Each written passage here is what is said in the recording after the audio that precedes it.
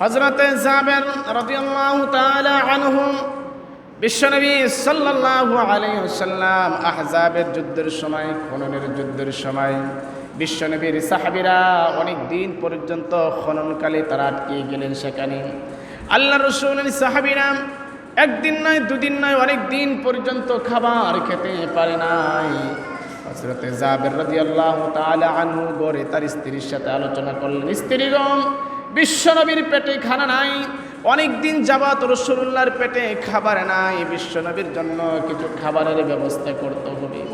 হযরতে জাবেরের স্ত্রী বললেন, ওগো স্বামী, আমার ঘরে একটা বকরি আছে, ওই বকরিটা জবাই করে দাও।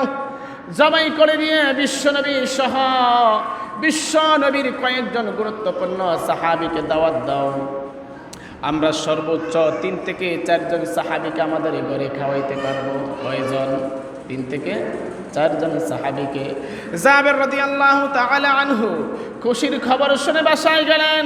বিশ্বনবীর দরবারে গিয়ে বললেন, আসসালামু আলাইকুম ইয়া রাসূলুল্লাহ, ইয়া হাবিবাল্লাহ, আমার ঘর থেকে আমার স্ত্রী আপনাকে দাওয়াত দিয়েছেন। আল্লাহ রসুল বললেন, জাবের, তুমি দাওয়াত দিয়েছো কতজন সদস্য?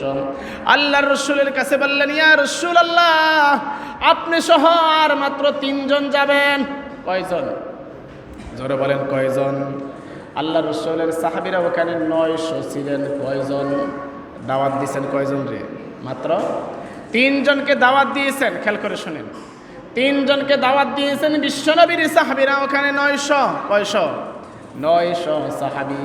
আল্লাহ রসুল সাল্লাল্লাহু আলাইহি সাল্লাম জাবেরের দাওয়াত পাওয়ার পরে, কাঠ পাওয়ার পরে এইবার বিশ্বনবী দাঁড়িয়ে গেলেন, সাহাবীদেরকে বললেন, সাহাবীরা, তোমাদের খাবার নাই আমি রসুল জানি, তোমাদের পেটে ক্ষুধা আমি রসুল জানি। আল্লাহর পয়গম্বর, আজকে তোমাদেরকে জাবেরের ঘরে দাওয়াত দিলাম, কালকে সন্ধ্যায় জাবেরের ঘরে তোমাদের 900 সাহাবীর দাওয়াত। সুবহানাল্লাহ।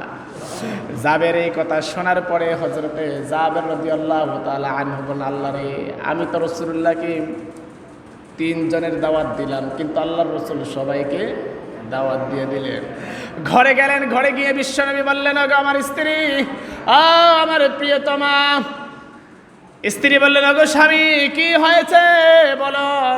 এইবার বললেন, ও স্ত্রী, তুমি কি জানো নি, তুমি আল্লাহর রাসূলের সহ 3 জন সাহাবী দাওয়াত দিয়েছ, কিন্তু বিশ্বনবী 900 সাহাবীকে দাওয়াত দিয়েছে। কয়শো? আর জোরে বলেন, কয়শো? এবার স্ত্রী জিজ্ঞাসা করলেন, ওগো স্বামী, দাওয়াত কি তুমি দিয়েছ না আল্লাহর রাসূল দিয়েছে? আল্লাহর রাসূল কহলে কোনো টেনশন নাই। কি নাই?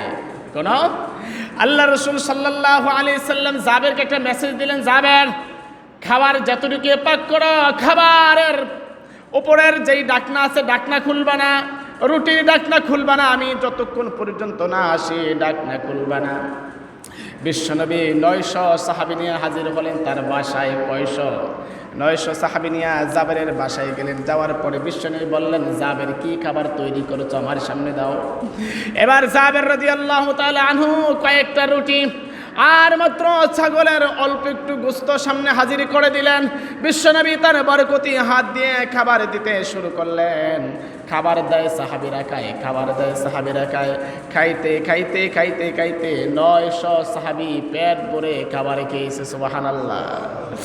বিশ্বনবী বললেন, জাবের, আর কেউ বাকি আছে? কই, ইয়া রাসূলুল্লাহ, আমি বাকি আছি, আমার সন্তান বাকি আছে। এইদিকে আসো, তুমিও আমার সাথে খাবার খেতে বসো।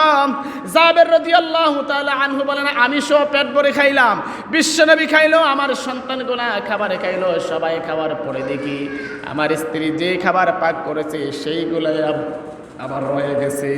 সুবহানাল্লাহ। বিশ্বনবীর হাতের ভিতরে বরকত আছে না নাই? হযরতে আবু হুরায়রা রাদিয়াল্লাহু তাআলা আনহু একদিন মসজিদে বসা, খাবার নাই, 3 দিন ধরে পেটে ক্ষুধা। কয়দিন? পেটে ক্ষুধার জ্বালায় মসজিদের সামনে বসা। আবু হুরায়রা চিন্তা করলেন, আমি যদি মসজিদের সামনে বসে থাকি তাহলে আবু বকর যদি দেখে আমাকে তার ঘরে নিয়ে যাবে, ওমর যদি দেখে তার ঘরে নিয়ে যাবে। দেখে নামাজ পড়ে মসজিদের সামনে বসা আবু বকর যায়, জিজ্ঞাসা করে না। হযরত আবু হুরায়রা মনে করলেন যে মনে হয় আবু বকরের ঘরেও খাবার নাই, না হলে আমার ভাই আমাকে তার ঘরে নিয়ে যাইতেন।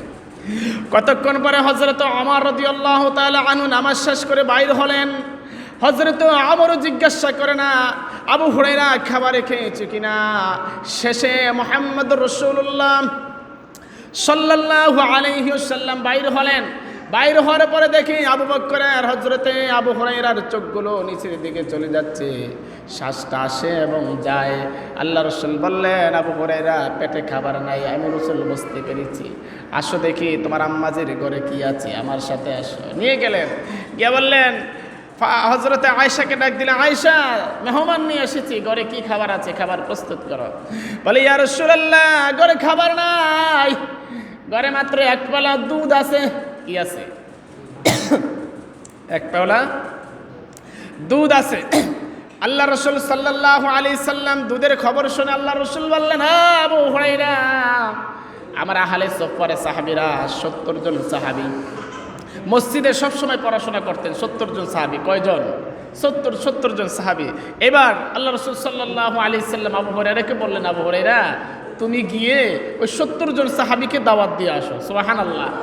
আবু হুরায়রা মনে মনে চিন্তা করলেন, ইয়া রাসূলুল্লাহ দুধ হইলে এক পাওলা, আমার 3 দিনের খাবার নাই, পেটে এমন খুদে এক পাওলাকে আমি 20 পাওলা দিলে খাইতে পারবো। আল্লাহ রাসূল আবার 70 জনের দাওয়াত দিছে।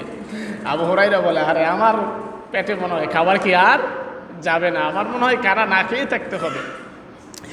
আবু হুরায়রা রাদিয়াল্লাহু তাআলা আনহু দাওয়াত দিলেন, 70 জন সাহাবী চলে আসলেন। আসার পরে হযরত আবু বকর আবু হুরায়রা রাদিয়াল্লাহু তাআলা আনহুকে মুহাম্মদুর রাসূলুল্লাহ সাল্লাল্লাহু আলাইহি ওয়াসাল্লাম ডাক দিয়ে বললেন, আবু হুরায়রা তুমি এবার সবাইকে খানা বন্টন করে দাও। আবু হুরায়রা আবার চিন্তা করলেন, আল্লাহ রে আমার হাতে বন্টনের দায়িত্ব দিয়েছে, মানে আমি সবার পরে খেতে হবে, আর মানে আমি আর দুধ পাবো না। আবু হুরায়রা রাদিয়াল্লাহু তাআলা আনহু সবাইকে এক গ্লাস করে দুধ দিতে লাগলেন। খাইতে খাইতে 70 জন সাহাবী দুধ খাইলেন। খাওয়ার পরে আল্লাহ রাসূল বললেন, আবু হুরায়রা এবার তুমি খাও। প্রথম এক গ্লাস খাইলেন, আবার খাইলেন। খাইতে খাইতে পেট এই পরিমাণ পোড়াইছে। আল্লাহ রাসূল বলেন, আর খাবিনি? কো না ইয়া রাসূলুল্লাহ। আল্লাহ পাক রব্বুল আলামিন দেখেন এক পাওলা দুধের ভিতরে আল্লাহ পাক রব্বুল আলামিন বিশ্বনবীর হাতের স্পর্শে কি মুআজিজা দান করেছে। সুবহানাল্লাহ। আর জোরে বলেন সুবহানাল্লাহ।